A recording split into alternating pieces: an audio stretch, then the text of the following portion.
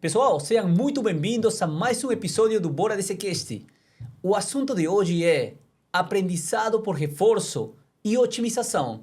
Para isso, nós convidamos o professor Adiel Almeida Filho, professor do Centro de Informática da UFPE. Professor, seja muito bem-vindo, muito obrigado por ter aceito o nosso convite, participar aqui com a gente. E, por favor, pode começar nos contando sua jornada profissional, acadêmica. Fique à vontade. Não, obrigado aí pelo convite, viu, David? Assim, feliz aí de estar por aqui com você. Minha história era um pouco peculiar, né? Eu não comecei na computação, na informática. Então, eu iniciei na engenharia de produção, né? Então, fiz uma graduação na UFPE em engenharia de produção e fiz o mestrado e o doutorado em engenharia de produção também. Só que houveram alguns ajustes de percurso aí pelo meio do caminho para chegar nesse viés Sim. da computação.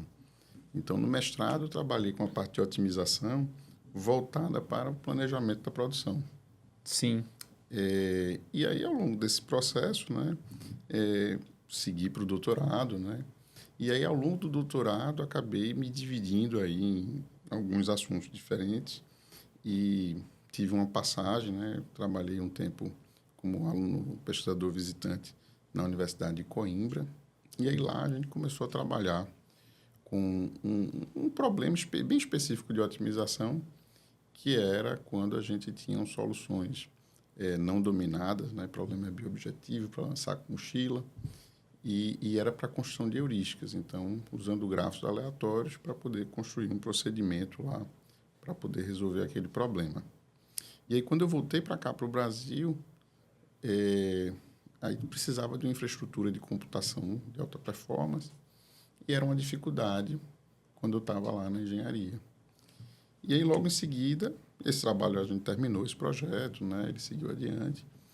E aí eu fui passar um tempo também como professor, como pesquisador, visitante lá na Inglaterra, na Universidade de Southampton. E lá eu tive a sorte de conhecer o Lynn Thomas, né? O professor que me acompanhou lá. O professor Lynn Thomas, ele trabalhou com teoria dos jogos, tem um livro, Teoria dos Jogos, ele já é falecido, né? Uhum. E o nome dele deu origem, né? E a pessoa dele deu origem a uma medalha lá da Sociedade Britânica de Pesquisa Operacional, pelas contribuições dele, mas ele tinha um livro de teoria dos jogos e também, mais adiante, ele foi trabalhar na parte financeira com análise de crédito. Uhum. Então, acredito que foi aí onde eu comecei o meu caminho para a computação. Então, ele tem um livro bem tradicional, sobre análise de crédito, e outro também, onde ele tem os coautores e onde ele é sozinho, autor solo. E lá a gente foi trabalhar com um problema que eu vou comentar um pouquinho depois, que usa já aprendizagem por reforço para processo lá de crédito, que seria a parte de cobranças. Uhum. Então, recebíveis, aí eu falo sobre isso mais na frente. E também tem um pouco também do meu pai, né? Influência dele, professor Adiel. Ele fundou o Departamento de Engenharia de Produção, então também ele é professor titular da universidade. Então, é outra referência também aí importante e que me influenciou bastante. E aí, ao longo desse processo, eu vim trabalhar na universidade, continuei colaborando com o Lynn Thomas, fiz pós-doutorado, colaborei também com outras pessoas da área de computação e, em determinado momento, eu acabei vendo que eu estava já voltado aí, e o que eu estava fazendo estava muito no contexto da informática, da computação. Por isso que eu acabei migrando. Então, há 6 anos eu estou no Centro de Informática como professor e tenho trabalhado lá nesses temas, né? Então, assim, muito feliz, assim, apesar de não ter feito a graduação na computação, hoje está no SIM. Então, para mim, isso é um grande orgulho. Aí. Fico bem feliz de estar lá no SIM. Perfeito. E acho que o primeiro caso de alguém que já é professor na uma universidade, mas não iniciou na área, né? Digamos que teu caso pode ser exatamente um caso de performance learning, né? Uma aprendizagem por reforço. Mas eu ia comentar ou ia perguntar se teve alguma coisa ou alguém que o inspirou para entrar na área, mas eu vejo que deixasse claro na tua primeira fala. Isso. E assim, com essa perspectiva de modelos analíticos, né? Então, hoje eu estou lá no Centro de Informática, eu coordeno o MBA de BI Analytics, então isso é um pouco do reflexo da minha trajetória, né? Então, eu acabei migrando para a computação com esse viés de otimização, né? E inteligência computacional. Sim. E então, tem vários trabalhos aí que seguiram nessa linha de otimização e também de aprendizagem por reforço e projetos interessantes, né? Que deixaram resultados e que a gente tem um certo orgulho aí do que a gente tem feito. Normalmente, os algoritmos de aprendizagem de máquina tradicionais incluem supervisionado e não supervisionado, né? Então, mas aprendizagem por reforço e otimização. Nos comenta um pouco mais sobre de que estamos falando exatamente. Joia. Veja só, eu posso falar da otimização com a perspectiva mais clássica, né? Então, a gente tem ali a otimização que ela se divide em otimização que você tem estática, né? A programação linear, você tem a otimização com restrições, um ambiente linear, você tem a otimização inteira mista, e a não linear. Então, você está ali num contexto que junta com a não linear, onde você tem cenários estáticos. Então, surgiu durante a Segunda Guerra Mundial, um pouco antes, e aí veio o método simplex, as condições de otimalidade. Então, isso aí deu aí origem a esse segmento aí de otimização. E outras abordagens sempre saíram em paralelo. Então, a gente tem, do ponto de vista dinâmico, né, a programação dinâmica e a programação dinâmica estocástica, onde você vai ter lá a incerteza, a presença da incerteza. E a aprendizagem por reforço, ela acaba sendo um ponto aí de interseção da aprendizagem de máquina com a otimização, e você tem várias aplicações aí que norteiam, né? Então, você tem ali alguma coisa que envolve ali, junta essas questões de otimização dinâmica estocástica e os problemas também de aprendizagem de máquina. Do ponto de vista de aprendizagem de máquina, você tem a divisão ali, que é mais tradicional, em aprendizagem de máquina supervisionada, não supervisionada. Então, na supervisionada, você vai ter lá um professor. Então, você tem alguém que está lá marcando aqueles rótulos, você tem aquelas entradas, você vai ter uma função que vai associar aquilo ali a algum resultado. Na não supervisionada, você não tem esse professor. Então, você vai ter um conjunto de dados e aquela máquina vai aprender a identificar algum tipo de padrão para poder te gerar ali algum resultado e fazer uma associação. Já na aprendizagem por reforço, a gente vai ter algo que se assemelha mais àquilo que a gente tem no aprendizado humano, né? Aprendizado da gente, que a gente vai ter de raciocínio. Então, a gente vai ter uma estrutura ali onde você vai ter um ambiente e você vai ter o agente e o professor vão ser essas experiências que ele vai ter. Então, ele está ali explorando aquele ambiente. Então, você tem estados ali daquele ambiente que estão acontecendo. Você tem a interação ali com as ações, né? Então, aquilo que ele pode fazer, aquilo que ele está encontrando ali como possibilidades. E ele vai fazer algumas escolhas e executar aquelas ações. E, a partir dessas ações, você vai ter a resposta do ambiente. Então, o que é que vai acontecer? Então, qual vai ser o rótulo que vai vir ali como uma resposta daquele estado, daquela ação, naquele ambiente? Então, ele vai gerar ali uma recompensa, um sinal de reforço ou alguma coisa que você vai mensurar com a função de ganho, e, a partir dali, você vai criar uma associação para que, dado um determinado estado, dado um determinado conjunto possível de ações, qual seria, né, aquela que você vai escolher considerando um ganho. E nos algoritmos, de uma forma geral, a gente vai dividir isso aí, né? Então, você vai ter a exploração e a exploitação. Então, você vai explorar aquele ambiente com algumas ações e também você vai querer tentar aproveitar naquela função de ganho para otimizar aquele teu ganho. Então, buscar ter um ganho maior, um ganho acumulado maior. Então, você vai executar algumas ações, o agente vai buscar executar essas ações, de forma que ele consiga acumular esse ganho, mas também que ele consiga ali aprender mais sobre aquela região. Então, se você está falando de um ambiente que tem recompensas mais esparsas, então isso aí já gera uma dificuldade maior. Então, assim, você vai ter um número muito grande, né? Então, isso aí é um desafio, onde você vai ter vários cenários ali, onde você está procurando uma recompensa, e aí você tem a ideia, né, de um ótimo local, de um ótimo global, e você está buscando, né, esse ganho maior e ter essa recompensa maior. Então, quando a gente está pensando na aprendizagem por reforço, a gente pode tentar ilustrar isso de uma forma mais lúdica, né? Então, uma criança, quando está tentando andar, ou um cachorro, quando você joga um graveto, né? Então, você dá um reforço positivo e aquilo ali vai se consolidando com um padrão, né, de ação e de recompensa, onde você sabe que aquilo ali é um comportamento, aquele aprendizado ali está te mostrando que você tem um retorno positivo. Então, essa é uma forma bem interessante, dentre as abordagens que a gente tem de aprendizagem de máquina, onde você vai poder observar ali e construir ali umas possibilidades para, dada aquela representação, daquele conjunto de características, você poder executar uma escolha. Então, existem aplicações diversas e algoritmos, né, marcos históricos, como jogos, né? Então, o AlphaGo foi um marco, né? Então, o modelo o agente ele aprendeu a jogar o jogo e teve uma performance tão boa, né, quanto a de um agente humano. Carro autônomo, né? Então ele tem um conjunto ali dinâmico de estados e ele tem que decidir o que é que ele vai fazer. Então, como é que ele faz para continuar andando ali naquela estrada sem ter uma colisão ou seguindo ali.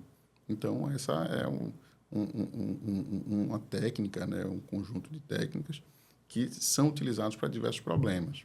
Então, na área financeira, né, você tem aí trading também. Então, considerando um conjunto de estados, o que é que o agente deveria fazer, né? Então, ele tem que ou formar um portfólio ou montar algum tipo de estratégia, né, de compra e de venda, considerando aquelas ações para poder ter um ganho acumulado ali no final.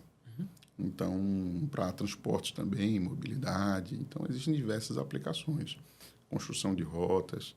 Então, é uma área bem interessante e que ela é bem intensiva no uso também de capacidade computacional, porque você precisa explorar todas as possibilidades que você vai ter aí dentro desse espaço de Sim. ações, né, e estados. Perfeito. E temos diversas aplicações, né? Se aplica em robótica, em carros autônomos, você mencionou, em jogos. E uma coisa que eu sempre menciono sobre aprendizagem por reforço é que os experimentos se fazem em ambientes controlados. Porque imagina que você é um carro autônomo, sai para a rua, aí, pum, matou alguém. Ah, não, punição. Não dá para punir isso, né? Mas, falando sobre os desafios, por favor, nos comente que desafios enfrenta o aprendizagem por reforço e a otimização, considerando que a capacidade computacional que requer é muito grande, né? Não, pois é, veja, a gente tem tido um crescimento grande em termos de capacidade computacional, e a gente vê os resultados hoje da evolução de modelos desse tipo no dia a dia da gente. Então, hoje é muito comum a pessoa estar em casa lá e, de repente, tem um robô daquele aspirador. Sim. Então, você está falando ali de robótica, né? Ali tem uma heurísticazinha, ali tem um modelo de otimização que é feito para que ele possa navegar, explorar um espaço e suponha que quanto mais partículas de sujeira ele está coletando ali, ele está tendo uma recompensa. Então, ele vai fazer... Se você pegar o modelo mais simples, ele vai estar ali fazendo alguns movimentos meio que aleatórios e, de certa forma, ele vai navegar e vai percorrer ali todo um espaço. E, em algum tempo, ele vai conseguir, por exemplo, limpar a sala, o quarto ou algum outro ambiente que você está considerando. Mas isso aí não é, de repente, uma solução tão boa, né? Porque você vai ter a restrição da bateria. Verdade. Então, você pode acrescentar ali mais sensores, você pode acrescentar ali mais um pouquinho de inteligência naquele robô para que ele consiga reconhecer aquele ambiente e executar aquela tarefa de uma forma mais inteligente.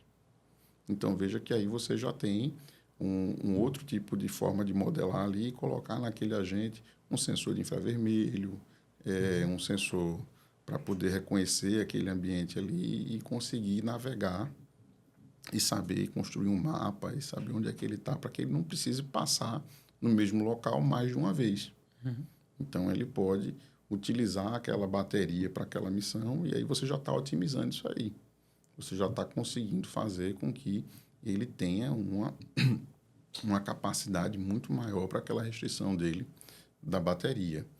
Então, a gente tem algoritmos que vão aperfeiçoando, isso já está no dia a dia da gente. Então, de repente, o carro autônomo está mais distante, né? Mas a gente vê hoje o custo para adquirir um robô que vai limpar a sua casa, ele já caiu bastante. E você tem vários modelos que eles são, de repente, mais inteligentes uns do que os outros. Então, ali já tem um algoritmo, já tem alguma coisa que já está encapsulada ali. À medida que a gente aumenta a complexidade das tarefas, à medida que a gente vai aumentando a complexidade de tudo isso, então você vai ter uma combinação, de repente, de estados, de ações maior, e você vai precisar de mais tempo para treinar esse modelo, né? Mas hoje, modelos de LLM, eles já usam aprendizagem com reforço com feedback humano. Então, a gente já tem aprendizagem com reforço com feedback humano e você vai aprimorando ali aquele modelo, aprimorando aquele conjunto de parâmetros. Então, se você para olhar aí, você tem ali um retorno humano e aquilo ali vai melhorando e recalibrando e otimizando aquele modelo para que ele seja mais consistente, para que ele possa corrigir ali algumas coisas. Então, a gente entende que você tem o modelo que ele vai rodar ali no ambiente controlado, mas, por exemplo, para jogos você tem o self-play também. Você tem regras que vão definir ali o que é que você vai ter, você pode também deixar ele fazer a exploração também. Então, vai depender da abordagem que você está usando para poder fazer o treinamento do teu modelo e de como é que ele vai funcionar. O que é interessante da perspectiva de otimização é que a gente vem de uma abordagem clássica, onde você estruturava uma função de recompensa ou uma função objetivo, né? E aí você vai otimizar aquela função objetivo. Você tinha que entender o ambiente e aí você precisava que o ser humano olhasse lá e elaborasse um conjunto de restrições. Então, suponha que você parte do problema de planejamento da produção ou de logística ou alguma outra aplicação como essa. Era necessário que você determinasse, por exemplo, a restrição de capacidade, algumas restrições de tempo e incorporasse ali uma série de características para que você pudesse ter uma função objetiva e um conjunto de restrições que fosse representar aquela realidade. E com a aprendizagem por reforço, você começa a descobrir essas restrições automaticamente à medida que você tem a exploração do conjunto que você vai ter ali de espaço, né, e de ações com aquelas recompensas. Então, algumas ações elas vão ser impedidas, né, de acontecer e você vai ter, obviamente, por exemplo, no caso de um carro autônomo, a gente pode sofisticar bastante o modelo, mas se você tem uma recompensa que é a distância percorrida, se ele bate no meio do caminho, indiretamente ele já vai diminuir aquela distância percorrida. Então, você não colocou ainda no modelo essa característica de segurança, mas você sabe que na hora que ele atingir um objetivo, ele já não vai chegar naquela política que vai determinar, né, como que ele deve responder para manter-se na estrada, né, e seguir ali em segurança. Então, indiretamente, a gente acaba aprendendo sobre outras questões que estão ali no ambiente e que você deseja. E, às vezes, tem questões que a gente não consegue antecipar e a gente não vai conseguir prever, mas ele vai descobrir ali à medida que ele está explorando o ambiente, né? Então, isso aí também é uma característica interessante que a gente melhora, né, à medida que a gente tem mais capacidade computacional. Então, a Sim. gente consegue explorar e melhorar esses modelos. Falando em carros autônomos, uma curiosidade. Nessa semana eu vi que alcançou viralizou um vídeo de um carro autônomo que ia pelo lado direito, né, a faixa direita, e uma pessoa caiu do, na autopista. Aí ele, na hora, se saiu e não conseguiu. Bom, não atropelou o transeunte, mas ele deu com outro carro. Aí o pessoal começou a comentar, mas o carro tem proteção, então acabou salvando a vida de ambos. Só que aí os. Imagina, do outro lado vinha um carro pequeno também. Imagina se fosse um trailer, um carro Uhum. grande. É, como estamos metrificando qual é o peso que devemos dar a uma ação imediata de um carro autônomo? Eu acho que não tem uma resposta fácil para isso. É, Eu acho que a gente ainda não tem como explicar de uma forma completa o que está acontecendo ali por trás daqueles modelos, mas eles estão evoluindo, tá entendendo? sim, Então, imagina que você podia ter, há um tempo atrás, uma geração anterior, um problema de classificar uma sacola plástica voando no meio da estrada, e se aquilo ali era uma criança ou não. é, E a gente tem também como a gente usa esses modelos, né? Então, aqui no Brasil, a gente teria uma certa dificuldade, porque a gente tem, por exemplo, a moto andando no corredor. Então, você tem outras características que talvez iriam impedir que você utilizasse um carro autônomo que foi treinado com dados ou com situações de um outro ambiente, né? De uma sim, outra região. Mas, imagina que você está numa estrada a 80 por hora. sim, Então, se você está numa autoestrada a 80, 100 km por hora, o modelo pode assumir que não vai ter uma criança ali e que aquilo ali não é só uma sacola plástica. Ele não precisa frear e, de repente, você tem uma batida, uma colisão ali, um engavetamento de vários carros em alta velocidade. sim, Então, a forma como a gente tem também o uso desses modelos, ela também está associada com o que a gente pode esperar deles e o quanto que eles estão errando. Então, eu acho que, de uma forma geral, essas situações que a gente tem de carro autônomo, elas funcionam para uma velocidade controlada, para um ambiente controlado, que é para o qual ele já foi validado também, né? verdade. Então, até então, a gente vai ter uma grande evolução nisso ainda. Mas a tecnologia está evoluindo, né? Os modelos estão sendo aperfeiçoados. Então, a gente tem várias abordagens, né, que a gente pode utilizar. Perfeito. Nessa linha de pesquisa, você já formou parte ou você desenvolveu de alguns projetos que tiveram relevância para o senhor? Você poderia mencionar aqui para a gente? Eu acho que o projeto que eu tenho o maior carinho por ele é um projeto que eu comecei quando eu estava no doutorado, trabalhando lá com o Lynn Thomas, que eu comentei, onde a gente fez um trabalho que era para criar um agente, né, que ia realizar um modelo, né, para otimizar um processo lá dentro da operação de crédito, que seria a análise de crédito, né, você tinha lá a parte da cobrança, né, quando houve inadimplência, e ele decidia, né, e a partir das ações que ele determinava para as etapas de cobrança, ele levava você para uma otimização desse processo de cobrança. Então, esse é um projeto que eu trabalhei, que eu tenho muito carinho por ele, que teve muitas repercussões, né? A gente, de vez em quando, recebe e-mail de pessoas que estavam implementando o modelo, né? Então, na época que eu estava terminando o doutorado, o Lynn Thomas me apresentou um pessoal que estava implantando alguma coisa parecida na Toyota.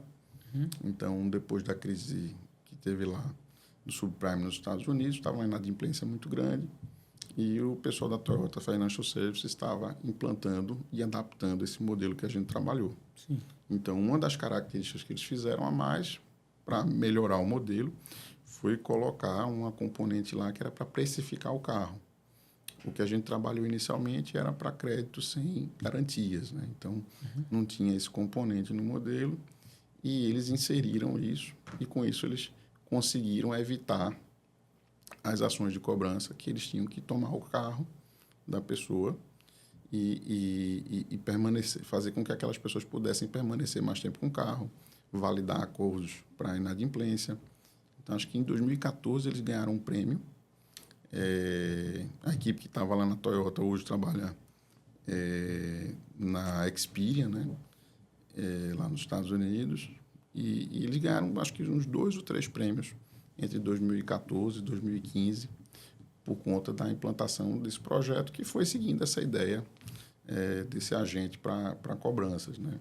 A gente já recebeu contato também do pessoal de outros bancos, na época até da Grécia, né? O pessoal querendo tirar dúvidas sobre como a gente fez a implementação e como que eles podiam adaptar também para aquilo que eles estavam fazendo lá.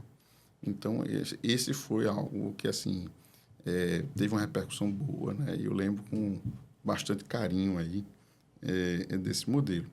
Mas, assim, ao longo das disciplinas também, a gente tem projetos que surgem, assim, que são bem interessantes. Mais recentemente, né, eu dei continuidade à disciplina do professor Hans Clever Bassani. Então, ele iniciou lá no Centro de Informática uma disciplina de aprendizagem por reforço. Assim, eu dei continuidade ao trabalho que ele estava fazendo lá e a gente tem resultados bem legais, assim, né? Então, agora, essa semana mesmo, acho que daqui, eu não sei ao certo qual vai ser a semana, agora me fugiu a cabeça, mas a gente tem um trabalho lá com o pessoal do Robocin. Então, o Robocin é um grupo que tem no Centro de Informática que trabalha com essa parte de robótica, né?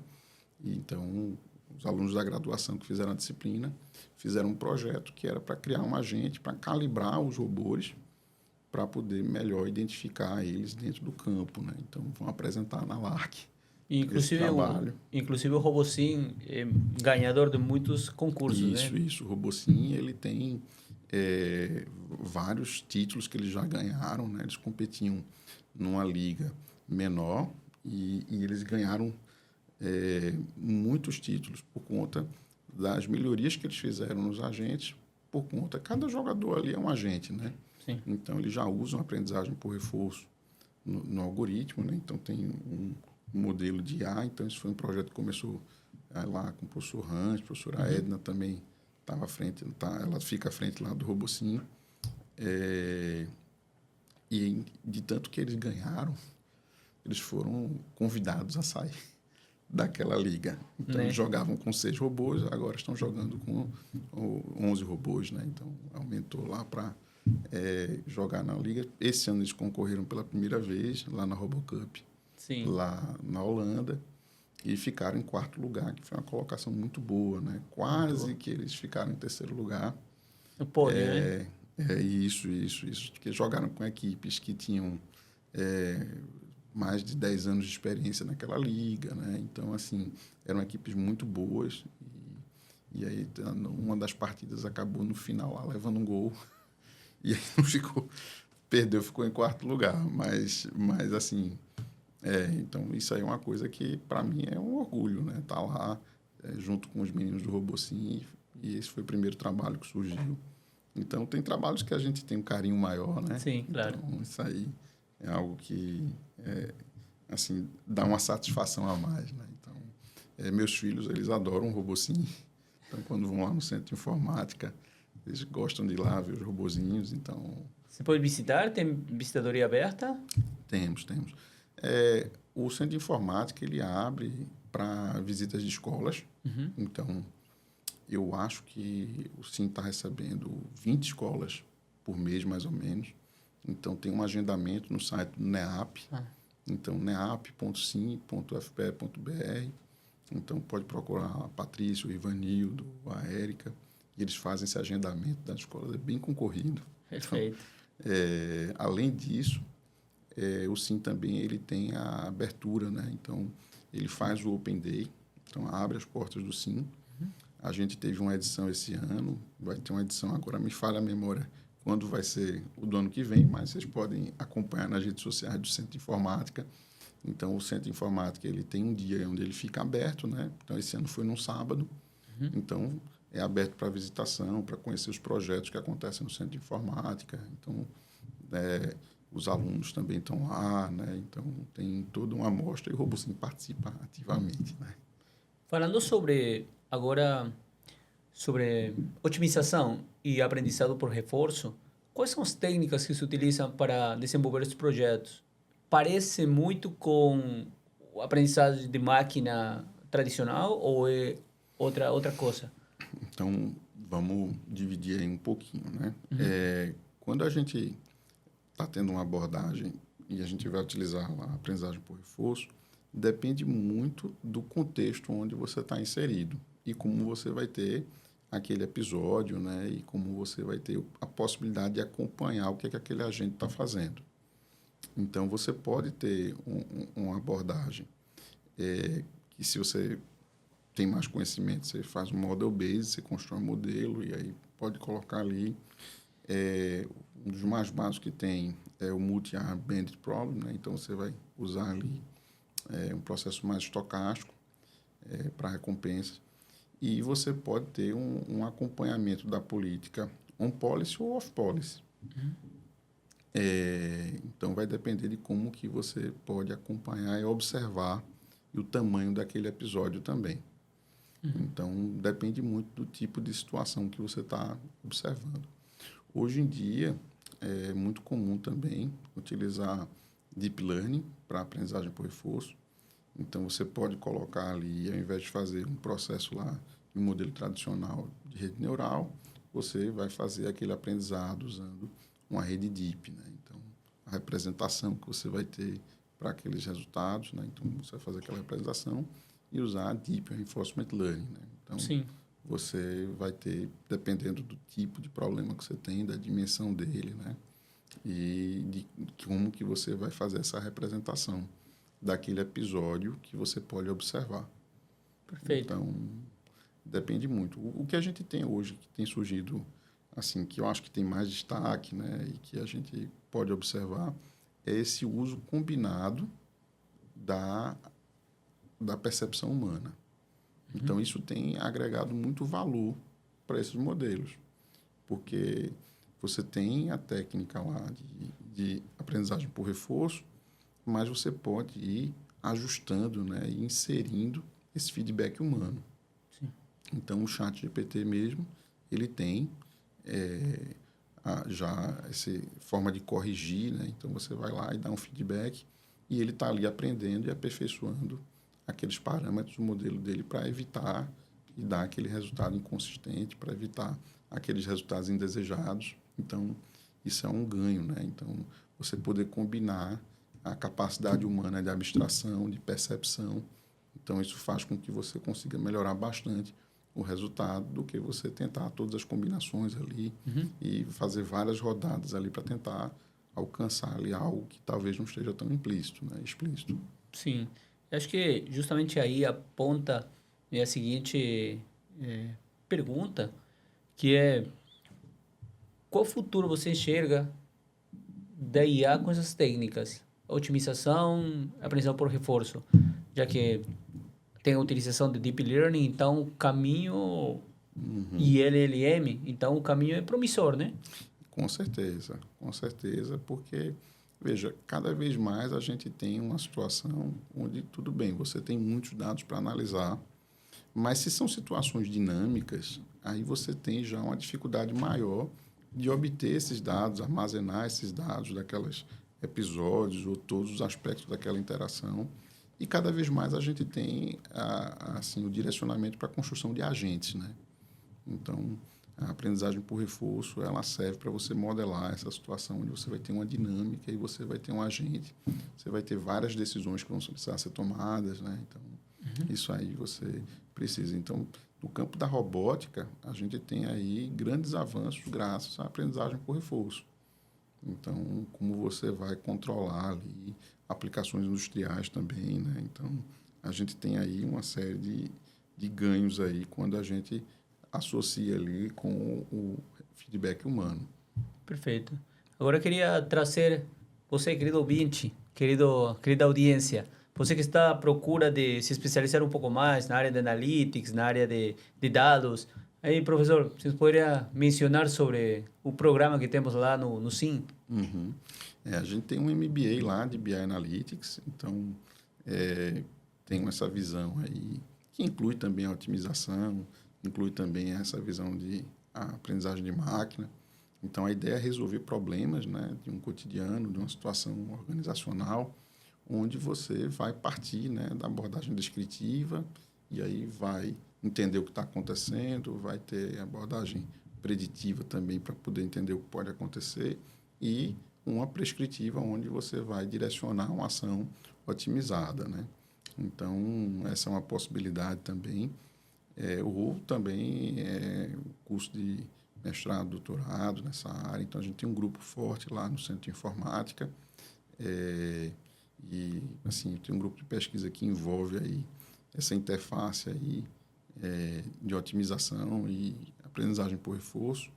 Então, assim, quem tiver interesse em trabalhar nessa área, em entrar nesse assunto, pode entrar em contato. A gente sempre tem processo seletivo, então é uma forma de você se engajar, né, e entrar nesse universo. Então, nós estamos aí à disposição, tá certo? Perfeito. Agora, a capacidade de processamento é algo fundamental para a nossa área, né? Que ganho se pode esperar da IA e também da otimização e do aprendizado por reforço com esse aumento de capacidade de processamento? Certo. Eu vou fazer um paralelo aqui com a estatística clássica. Certo. Então, quando você encontra um outlier na estatística clássica, ou você tem um ponto ali que às vezes aparece, é interessante você investigar se aquilo ali é um erro nos dados, se aquilo ali é algo que, de repente, pode ser uma situação importante que não acontece com tanta frequência. Então, na estatística clássica, quando a gente encontra uma situação como essa, a primeira coisa que a gente vai fazer é fazer essa análise e, dependendo, a gente vai precisar aumentar a amostra para que haja uma chance maior daquele evento acontecer e que ele possa ser observado. Então, já é um indicativo, se não for um erro nos dados, claro. Né? Mas se for um item importante que você quer investigar, que você quer entender, você vai aumentar a amostra. Quando a gente está tratando de aprendizagem de máquina, né? Então, a gente tem capacidade computacional. Veja que, do ponto de vista de formalismo matemático e analítico, você já consegue superar certas situações pela exaustão. Então, você não precisa executar, de repente, um algoritmo exato. Você tem um paralelismo ali com a GPU, onde você consegue encontrar uma solução muito boa, tá certo? Sem precisar ter resolvido um problema de uma forma mais elegante do ponto de vista matemático, porque ele está lá testando e na força bruta ele vai achar muito rápido. Então, a gente tem a possibilidade de explorar uma quantidade maior de cenários, uma quantidade maior de ações, uma quantidade maior de possibilidades. Então, o aumento dessa capacidade computacional é o que leva a gente a construir modelos que têm bilhões de parâmetros. Então, isso faz com que você tenha aí esses LLMs, onde a gente está ali otimizando ali e encontrando bilhões de parâmetros que vão dar respostas ali que você pode depois ajustar e melhorar mais para um determinado contexto, para uma determinada situação ali de aplicação. Então, eu acho que esse aumento de capacidade computacional enriquece os modelos, porque a gente começa a observar situações que antes elas não eram tão frequentes e diminui um pouco também essa ambiguidade. Então, aquilo que você estava perguntando, o veículo autônomo, ele vai ter essa capacidade de ser mini? Então, dependendo, a gente pode chegar nesse ponto, sim, de ter uma qualidade tão boa, né? Então, ter menos ambiguidade. Na hora que a gente tem outras representações, ele começa a aprender de uma forma melhor. Então, essa capacidade computacional ela é muito útil. E todos esses avanços que a gente tem tido hoje da inteligência artificial, eles estão associados a esse ganho, né, de capacidade computacional.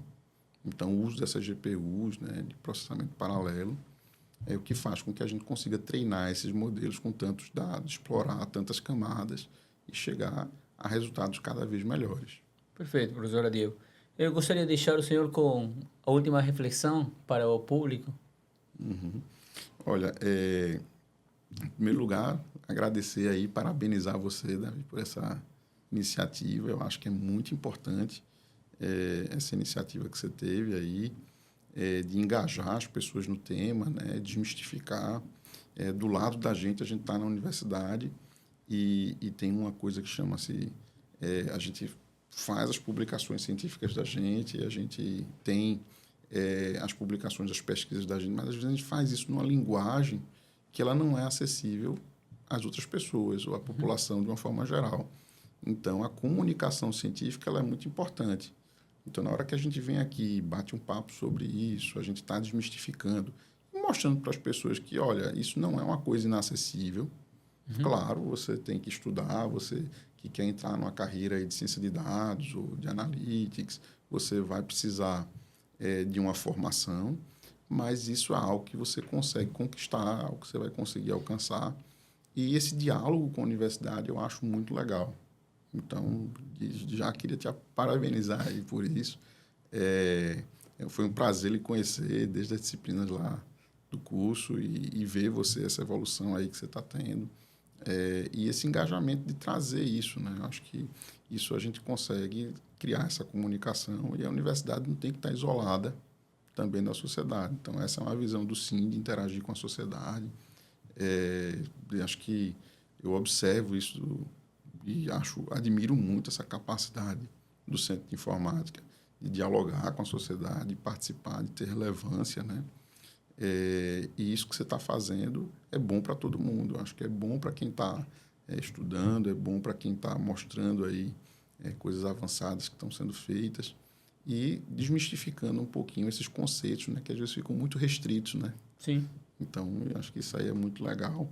E você que tem interesse de trabalhar na área, você que tem interesse de se especializar ou de fazer uma migração de carreira, veja o meu caso, né?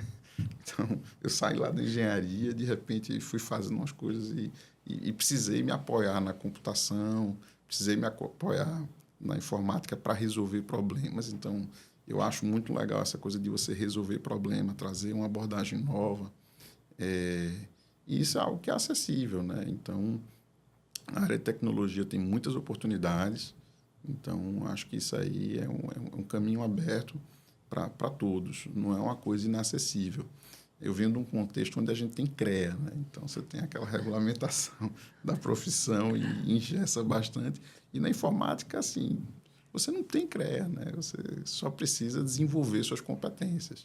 Então, a tecnologia é fantástica. Você pode trabalhar para qualquer país, você está trabalhando. Professor, muito obrigado por ter aceito nosso convite. Foi imediato, então sua disposição foi muito boa para nós e para toda a audiência que estamos anos de estudo, focados aqui numa pequena entrevista de um período curto de tempo, mas muito obrigado. E para você que está aí nos assistindo, por favor, não deixe de curtir, não deixe de compartilhar e não deixe de comentar, porque acima de tudo, a tua opinião importa. Até a próxima.